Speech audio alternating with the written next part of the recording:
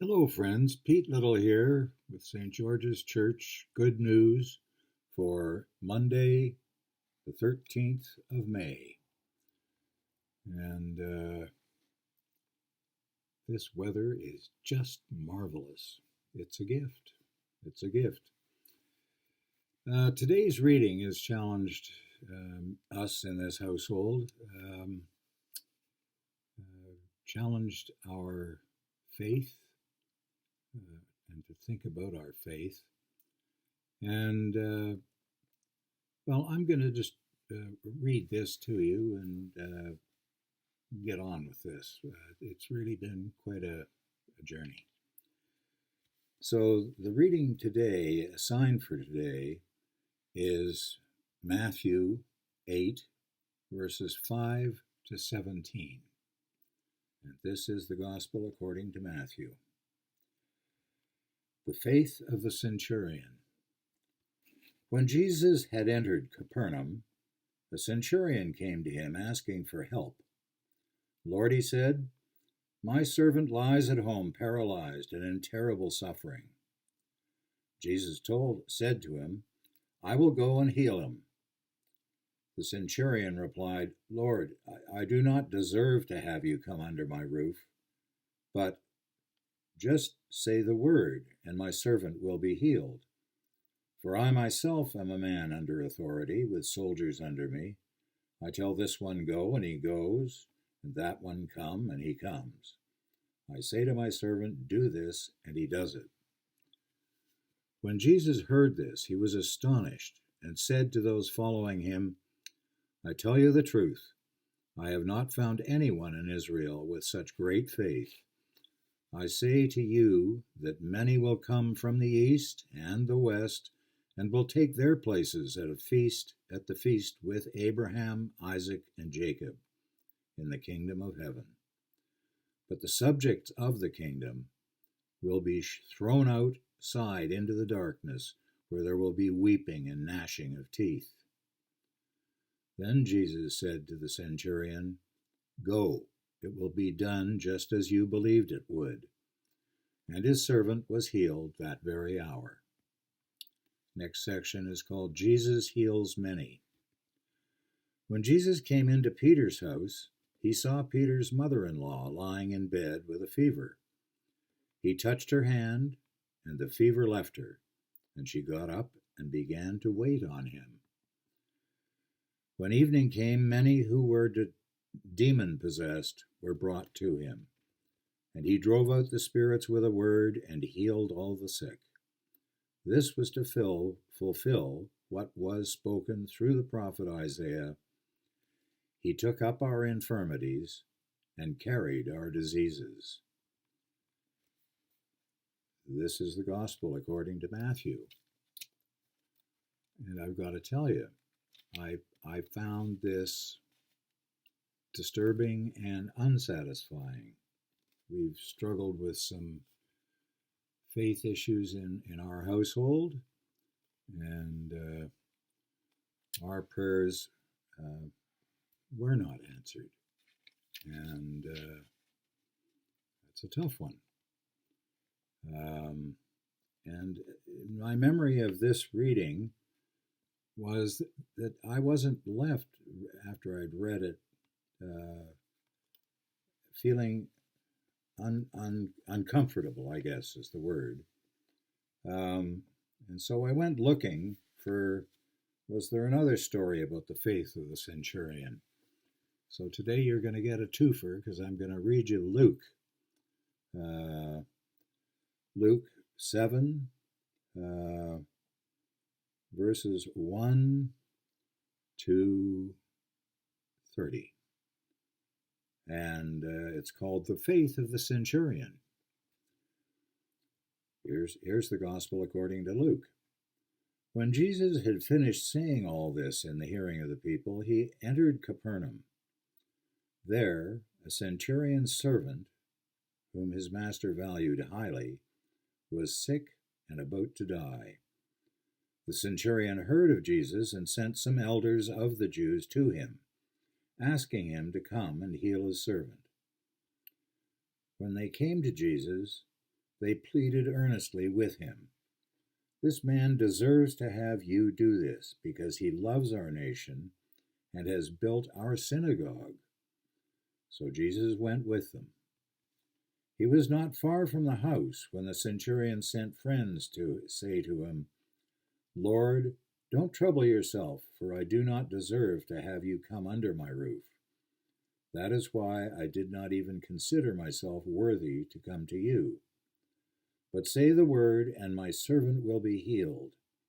For I myself am a man under authority, with soldiers under me. I tell this one, go, and he goes, and that one, come, and he comes. I say to my servant, do this, and he does it. When Jesus heard this, he was amazed at him, and turning to the crowd following him, he said, I tell you, I have not found such great faith even in Israel. Then the men who had been sent returned to the house and found the servant well. This is the gospel according to Luke. Now, I guess it's a situation sort of where Matthew sends a telegram and Luke tells us more of the story. And puzzling and I've been reading all sorts of tidbits and information, and it was pointed out to me that the centurion had great faith, even though he was not a Jew. And when they're talking about the places at the feast, in Matthew's talking about the places at the feast with Abraham, Isaac, and Jacob, he's referring to people outside of the Jewish religion, certainly outside of the Jewish nation. And it drawn me, and this is not my original thought, but someone said I should look at the prayer of humble, what is it called? Just a second here. As I was thinking about how I feel so great at church on Sundays. I love the music. I love what the music and the words say. I get a feeling for this and that. I know many of you who have been praying for Noni and I, and Heather, and our family, and we are not alone. And the great joy for me is I don't know how to say it. We're part of the we. We all have glimpses of God, Jesus, in our lives, but it's a spiritual experience. It's not a physical experience. And my sense of the spiritual at St. George's is that it is very reinforcing, and of that message, love one another. But these stories, combined with another story about a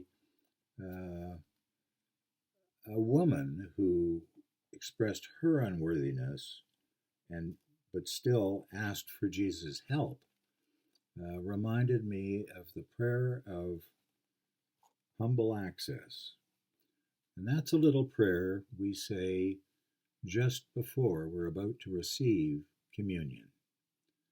And I'll read you. I couldn't find my prayer book. I don't know where it's gone. Anyway, what I did find was a New Zealand prayer book, and guess what I found? And so I hope you'll read these things and ponder them in yourself, and as you find things, let me know. I need your glimpse of this God I don't understand. I'm reminded again of that Scottish woman who said, if my God was so small I could understand him, he wouldn't be big enough to do me any good. But you people make my God bigger. And sometimes you share your glimpses of Jesus or God, and I get a better idea because it's we. And, the Lord's Prayer doesn't start out, I, my Father in heaven. It's our Father, as we perceive him, all of us perceiving him. We all perceive little bits, but he's huge. He's beyond big. So, what it leads me to is my prayer for the day. And my prayer for the day is, as I say, out of the New Zealand Book of Common Prayer, and it is as follows. And it echoes both the centurion and the woman. We do not presume to come to your holy table, merciful Lord, trusting in our own righteousness, but in your great mercy. We are not worthy even to gather up the crumbs from under your table, but you are the same Lord whose nature is always to have mercy. Grant us, therefore, gracious Lord, so to eat the body of your dear Son, Jesus Christ, and to drink his blood, that we may evermore dwell in him, and he in us. I believe St. George's is a great home for indwelling. I hope this makes sense to you. It sort of makes more sense to me than when I started.